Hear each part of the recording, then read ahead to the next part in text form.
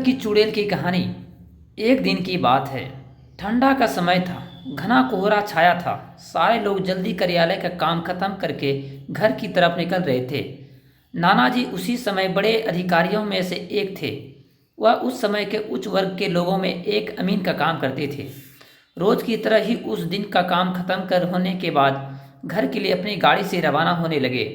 रास्ते में उन्होंने हाट से कुछ सामान भी लेने लगा था तो साथियों से अलग हो गए। उन्होंने घर की कुछ ज़रूरतों के सामान लिए और गाड़ी आगे बढ़ा दी।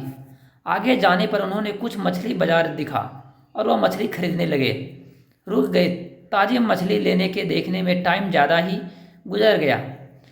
उनकी जब अपनी गाड़ी पर नज़र आई तो उन्होंने अभ्यास हुआ कि आज तो घर जाने में बहुत देर हो जाएगी और यह सब लेकर पहुंचने में काफ़ी समय लग जाएगा। फिर यही सब सोचकर उन्होंने सोचा कि क्यों ना जंगल के रास्ते से निकल जाएं तो जल्दी पहुंच जाऊंगा। तो उन्होंने अपना रास्ता बदल लिया और जंगल की तरफ अपनी गाड़ी को घुमा लिया। समय 12 बज चुका था। गाड़ी तेज रफ्तार से आगे बढ़ रहा था। तभी अचानक तेज ब्रेक के साथ गाड़ी को रोकना पड़ा। उनकी गाड़ी के आगे एक औरत जोर चिल्ला रही थी। उन्होंने सोचा कि वीराने में यह औरत क्या कर रही है। उन्हें लगा कि कोई मजदूर की पत्नी है जो नाराज होकर घर छोड़कर जंगल में भाग रही है। तो उन्होंने उससे पूछा कि हाँ, जंगल में तुम क्या कर रही हो। लेकिन उसने कोई जवाब नहीं देकर जोर से 2 बार रोने लगी। सारे जंगल में उसकी हूँ हूँ से सिलसिला गूंज रही थी। फिर नाना जी ने पूछा, तुम्हारे घर कहाँ है। लेकिन वह कुछ भी नहीं बोली। तब नाना जी ने कहा कि आज चलो मेरे घर में रहना, सुबह अपने घर चली जाना। यह जंगल बहुत सारे जंगली जानवर से भरा है। रात भर यहाँ मत रुको। चलो आज मेरे घर में सबके लिए खाना बना देना और कल सुबह अपने घर चली जाना। उसने यह सुना तो झट से तैयार हो गई और गाड़ी में पीछे की सीट पर बैठ गई।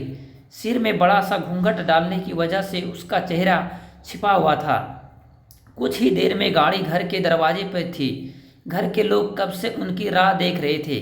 गाड़ी रुकते ही पापा ने पूछा, आज तो बहुत देर हो गई, सारे लोग अभी आ चुके हैं।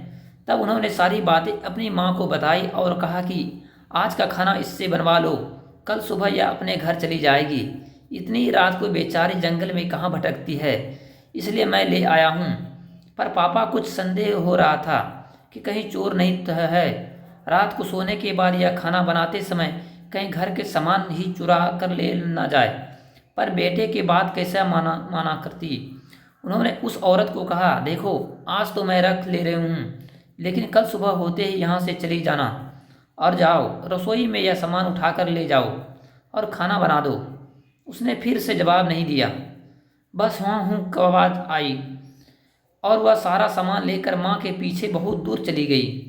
रसोई से सारा सामान रखा कर माता जी ने उसे खाना जल्दी बनाने को सख्त हिदायत दी और वहाँ से चली गई। लेकिन उनका मन कुछ परेशान था। फिर 20 मिनट में सारे रसोई को देखने चली गई कि वह क्या कर रही है। उसका चेहरा भी देखने चाहती थी, लेकिन वह पहुंची तो देखा कि वह मछलियों का थैला निकाल रही थी। उन्होंने बहुत ज़ोर से गुस्से में कहा, यहाँ सब खाने का इंतज़ार कर रहे हैं और तुम अभी तक मछलियों को ही निकाल रही है। कल सुबह तक बनाओगी क्या। उसके सिर पर घूंघट अभी भी थी तो चेहरा दिखना मुश्किल ही नहीं था, नामुमकिन था। उन्होंने उससे कहा कि तुम जल्दी से खाना की तैयारी करो, मैं आगे का सुलह देता हूँ, काम जल्दी हो जाएगा। अरे वह जल्दी से चूल्हा जलाने की तैयारी करने लगी, लेकिन साथ ही उसका चेहरा देखने के लिए भी कोशिश कर रही थी। लेकिन वह जितना देखने की कोशिश करती थी और उतना पल्लू खींच लेती थी। अंत में हार कर वह बोली, देखो मैंने आग सुलगा दी है, अब आगे सारा काम कर लो, कुछ ज़रूरत हो तो बुला लेना। लेकिन वह फिर कुछ नहीं बोली। अब उन्होंने लगा कि यहाँ से जाने में ही ठीक है, वरना मेरा भी समय खराब हो सकता है। अनजान लोगों ने डर रही है, सब सोचकर उन्होंने उसे कहा कि मैं आ रहा हूँ, जल्दी से खाना बनाकर रखना, और वहाँ से निकल गई। मन ही मन तक परेशान ही थी। कभी अपने कमरे में, कभी बच्चों को, कभी बाहर से देख रही थी, कभी कुछ अनहोनी ना हो जाए। 1 मिनट में आराम से नहीं बैठ पाई। अभी 5 मिनट हुई है थी, पर उनके लिए वह घड़ी पहाड़ से ही हो रही थी। समय बीत ही नहीं रहा था। 8 मिनट बड़ी मुश्किल से गुजरे और तुरंत ही कुछ सोचकर रसोई के तरफ दौड़ी और वहां पहुंचकर देखा कि जैसे उन्होंने रसोई का घर नज़ारा देखा, उनको आंखें फटी फटी रह गई। उनके पैर में बिल्कुल ही जम गए, ना उनसे आगे जाया कर जा रहा था ना ही पीछे। उनके हद की धड़कन रुक गई थी। वह औरत रसोई में बैठकर सारे रसोई में मछलियों को खून बिखरा पड़ा था। उसके सिर पर घूंघट भी उतर पड़ा था। इतना खौफनाक चेहरा आज तक उन्होंने नहीं देखा था। बाल नाखून सब बढ़ चुके थे। मछलियों खाने में मगन होने की वजह से उसे कुछ ध्यान भी नहीं था। और खुश भी कभी वह आवाज़ों से निकाल रही थी। हाँ हूँ आवाज़ें गूंज रही थी और खुशी से कभी दो आवाज़ें निकाल रही थी। हाँ हूँ आवाज़ गूंज रही थी। रसोई के पिछले में होने की वजह से और लोगों को ध्यान भी इधर नहीं आ रहा था। माँ को कभी ना समझा और उलझा, चिल्लाने से कही कि लोग नुकसान ना पहुँचाए। वह चुड़ैल से अपने घर को कैसे बचाए उन्होंने समझ नहीं आ रहा था। बस भगवान का नाम ही उनके दिमाग में आ रहा था। अचानक वो आगे बढ़ने लगी उसकी तरफ और झट के एक थाल लिया और चूल्हे की तरफ दौड़ी और उसे चुड़ैल को नज़र भी पापा पर पड़ी चुकी थी। वह सो भी कुछ सोचकर उठी। अपनी जगह माँ कुछ भी देर नहीं करना चाहती थी। उन्हें पता था कि आज अगर जरा भी लापरवाही हुई तो अनहोनी हो जाएगी। उस चुड़ैल को कुछ मरने करने से पहले ही उन्होंने चूल्हे तक पहुंचा था और चूल्हे के पास पहुंचे उन्होंने जलता हुआ कोयले थाल भर लिया और चुड़ैल की तरफ लेकर जोर से फेंका। आग की जलन की वजह से वह अजीब सी डरवानी आवाज़ें निकलने लगी।